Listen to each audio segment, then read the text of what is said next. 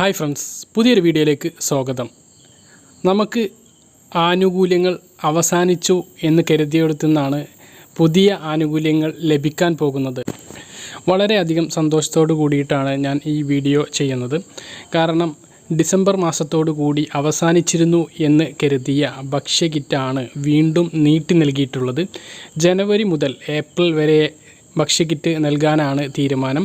ഇതു സംബന്ധിച്ച പ്രഖ്യാപനവുമായി 100 ദിവസത്തെ കർമ്മ പരിപാടികളുടെ ഒരു പ്രഖ്യാപനം അടുത്ത ആഴ്ച ഉണ്ടാകും. തദ്ദേശ സ്വയംഭരണ സ്ഥാപനങ്ങളുടെ തെരഞ്ഞെടുപ്പുമായി ബന്ധപ്പെട്ടിട്ടുള്ള പെരുമാറ്റച്ചട്ടം അവസാനിക്കാത്തതിനാൽ അത് കഴിഞ്ഞതിന് ശേഷമായിരിക്കും ഇതിൻ്റെ ഒരു പ്രഖ്യാപനം ഉണ്ടാവുക. ഇതോടൊപ്പം തന്നെ 1400 രൂപയിലെത്തിയിട്ടുള്ള ക്ഷേമ പെൻഷനുകൾ ജനുവരി മുതൽ 1500 രൂപയാക്കി വിതരണവും തുടങ്ങുകയാണ്. ഇതും വളരെയധികം സന്തോഷം നൽകുന്ന ഒരു കാര്യമാണ്. നമ്മൾ തമിഴ്നാടുള്ള ആളുകളൊക്കെ നോക്കി ഒരു 10 വർഷം മുമ്പൊക്കെ കൊതിയോടെ ഇലക്ഷൻ സമയത്ത് നോക്കിയിരുന്ന ഒരു കാര്യമുണ്ടായിരുന്നു. അവർക്ക് ഇലക്ഷൻ വരുമ്പോൾ TV കിട്ടും, മിക്സി കിട്ടും, അതുപോലെ തന്നെ സൈക്കിൾ കിട്ടും, കുട്ടികൾക്ക് ലാപ്ടോപ്പ് കിട്ടും. ഇതുപോലെയുള്ള ആനുകൂല്യങ്ങൾക്ക് അവർക്ക് കിട്ടിയിരുന്നു ഇരു സർക്കാരുകളും പ്രഖ്യാപിച്ചതിന് ശേഷം. അതുപോലുള്ള ഏതാണ്ട് അതേ ഒരു അവസ്ഥയിലാണ് ഇപ്പോൾ നമ്മുടെ സർക്കാർ നമുക്ക് നൽകുന്നത്. ഇനി പ്രതിപക്ഷം ഇത് കണ്ട് വലിയ ആനുകൂല്യങ്ങളും പ്രഖ്യാപിച്ചാൽ, അതായത് പ്രതിപക്ഷം ഭരണത്തിൽ ഏറിയതിന് ശേഷം അവർ എന്തെങ്കിലും കൊടുക്കാമെന്ന് പ്രഖ്യാപിക്കുകയാണെങ്കിൽ ആ ഒരു അവസ്ഥയിലേക്ക് കേരളത്തിലെ ജനങ്ങളും എത്തുന്നതായിരിക്കും.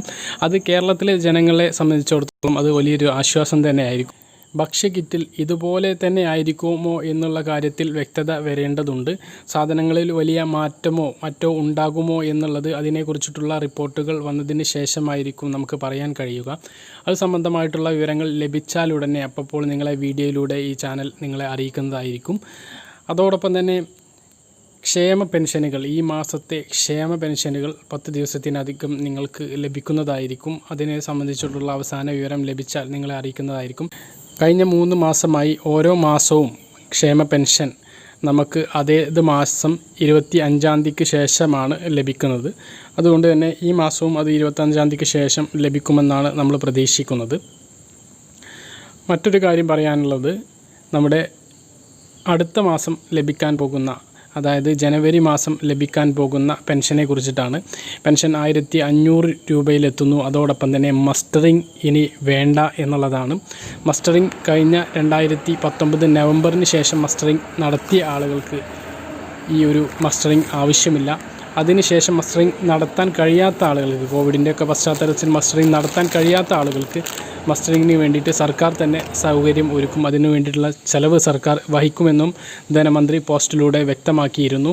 അപ്പോൾ ഭക്ഷ്യകിറ്റ് നമുക്ക് എത്തുകയാണ്. അതുപോലെ തന്നെ പെൻഷൻ 1500 രൂപയിലെത്തുകയാണ്. അടുത്ത ഭരണത്തിന് മുന്നോടിയായിട്ടുള്ള പ്രകടന പത്രികകൾ നമ്മൾ ആകാംക്ഷയോടെ കാത്തിരിക്കുകയാണ്. അതിൽ ഇരു പാർട്ടികളുടെയും പ്രകടന പത്രിക എന്തൊക്കെ നൽകും എന്നുള്ള പ്രഖ്യാപനങ്ങളാണ് വരാൻ പോകുന്നത് എന്ന് നമ്മൾ ആകാംക്ഷയോടെയാണ് കാത്തിരിക്കുന്നത്. കാരണം വലിയ പ്രഖ്യാപനങ്ങൾ തന്നെ ഉണ്ടാകും ഈ ഒരു പശ്ചാത്തലത്തിൽ. അതിനൊരു തുടക്കം LDF സർക്കാർ കുറിച്ചു കഴിഞ്ഞു. അപ്പോൾ വളരെയധികം ജനങ്ങൾക്ക് സന്തോഷിക്കാനുള്ള വക ഈ സർക്കാർ നൽകിയിട്ടുണ്ട്. കാരണം ഈ ഒരു ഭക്ഷ്യകിറ്റിൻ്റെ തിളക്കത്തിൽ തന്നെയാണ് LDF സർക്കാർ ഈ തെരഞ്ഞെടുപ്പ്, ഈ തദ്ദേശ സ്വയംഭരണ തെരഞ്ഞെടുപ്പിൽ വൻ വിജയം നേടിയത് എന്നുള്ള കാര്യത്തിൽ യാതൊരു സംശയമില്ല. അടുത്ത തിരഞ്ഞെടുപ്പ് മുന്നിൽ കണ്ടുകൊണ്ട് തന്നെയാണ് 4 മാസം ഈ ഒരു കിറ്റ് നീട്ടി നൽകിയിട്ടുള്ളതും. അപ്പോൾ ഇതൊക്കെയാണ് ഈ വീഡിയോയിൽ പറയാനുള്ളത്.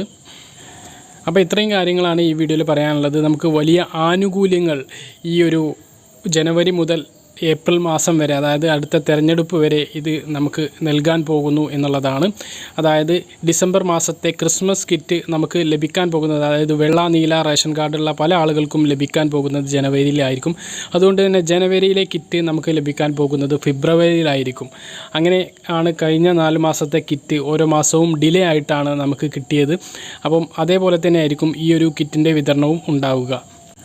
അത് സാധനങ്ങളുടെ ലഭ്യതക്കുറവാണ് അതിനൊരു കാരണം പറയുന്നത് എങ്കിലും മനഃശാസ്ത്രപരമായിട്ടുള്ള മറ്റൊരു കാരണം കൂടി നമുക്ക് അതിൽ കാണാം.